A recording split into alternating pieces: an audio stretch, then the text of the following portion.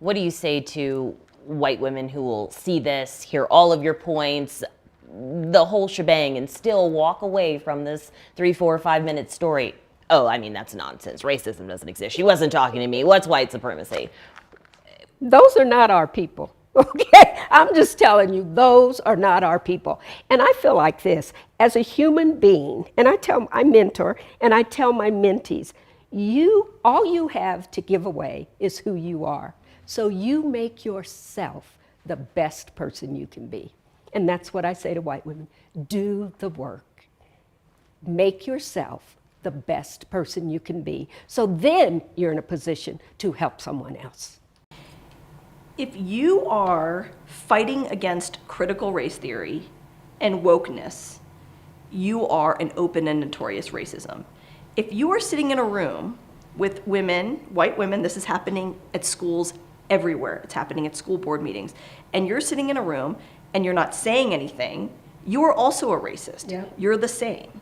So my advice to white people watching this, listening to this, and walking away, it's history. It's facts. Google American history. Google facts. It will come up. It is there.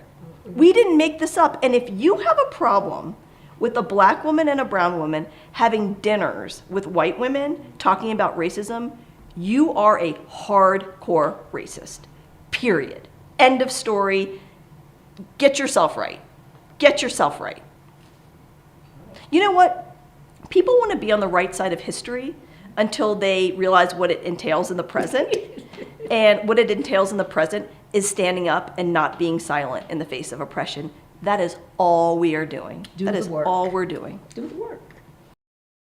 I only think I have one more question left at this juncture for you come guys. on, this is so much fun. I know, I'm loving it. I'm like writing them. I'm like, oh my God, we got to use this. We got to use this. I just want to talk a little specifically about Denver, right? We're a local Denver station. What is it? How are Denver white women different from others that because you've done these dinners, you did one in Toronto, Chicago, you've done them in other cities. Mm-hmm. What makes Denver white women unique? My experience, what I've seen is not so much Denver, but Canadian women, they are really into doing the work.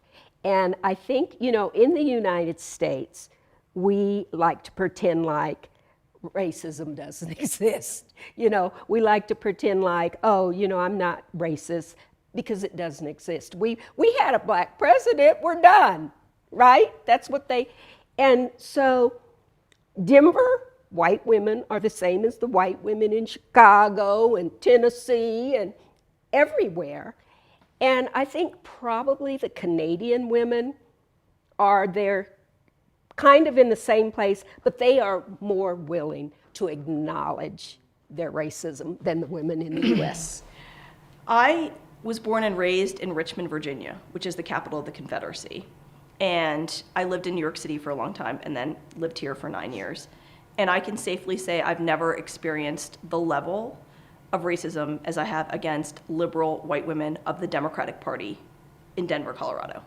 So what does that look like? It looks like, skiing, hiking, biking, BLM. And then when it comes time to talking about racism and running for Congress against a white woman, no. I can't tell you how many times I was told I lacked the qualification to be in Congress. I was 42. I went to the University of Virginia. I went to NYU Law School, all their favorite pedigree. White supremacy culture is pedigree heavy, right? I had all of that, but I lacked one qualification. That's the qualification. So I think that white women in these super liberal blue towns are so cocooned in whiteness that they just can't see it. You can go entire weeks in the city, in parts of the city, and not see another black or brown person. And so if you are just seeing white people all the time, how on earth could you possibly be racist? You're the least racist person you know. So look, it's all the same. White America is troubled. That's putting it lightly. But white women of Denver, Colorado, and other super liberal, Seattle, Austin, these other places are some of the most toxic people I've ever met in my life. They're in denial. And I'm a black woman of a certain age, so I will tell people, I don't really have that many white friends. And the ones that I have are, I wouldn't call them in my inner circle, but they're definitely more acquaintances than friends. And I'm going to be real honest. Those are not the people I want to spend my time with. You know, Regina says that at dinners, and the hurt feelings when Regina says, I don't trust white women, oh my God, oh, like, it is like, she's like, cut them open, and because, oh my God, that means that we're not nice.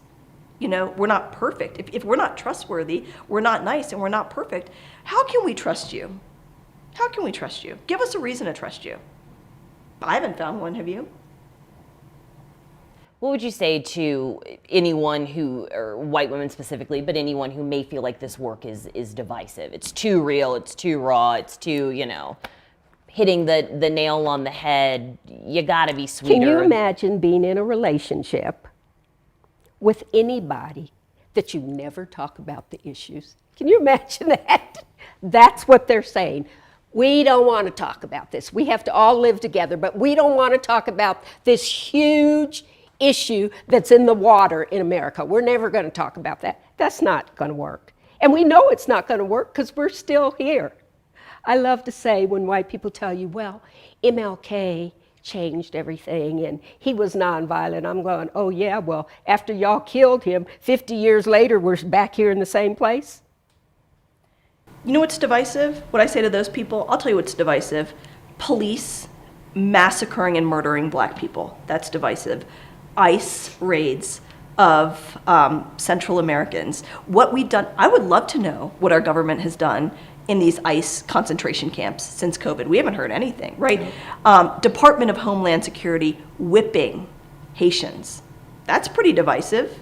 You know, police beating Asian people in Chinatowns all over the country. That's pretty divisive.